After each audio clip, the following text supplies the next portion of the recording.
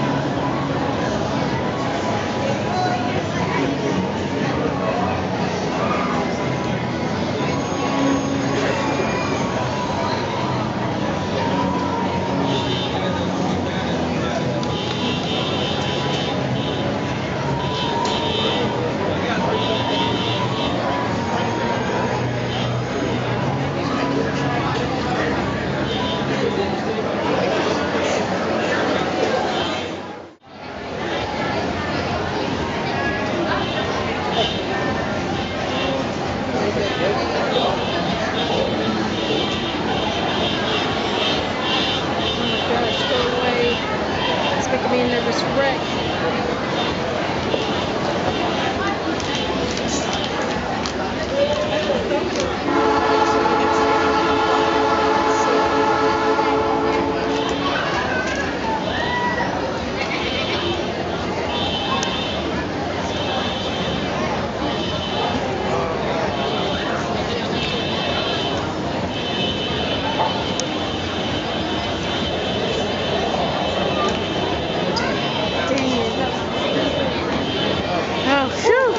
I thought the same thing, Mike. I was like, oh my gosh. Hold his head up, Alexis. Hold his head up.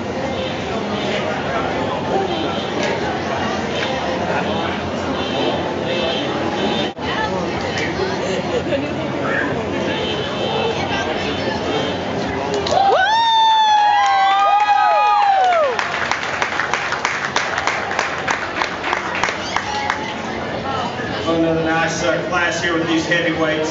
You got to go here to start the class, and just simply today is the one that's in the best condition.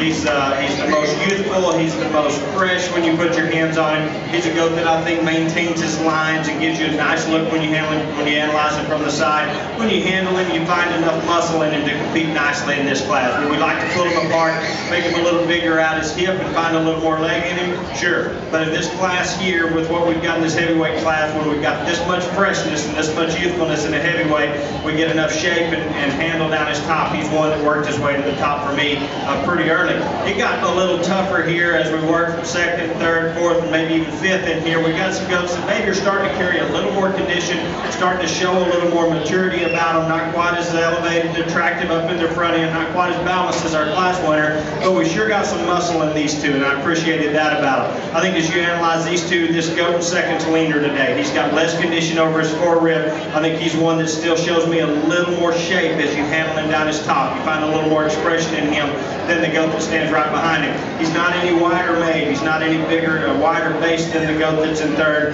but I think he's a little leaner. I think he shows me a little more shape.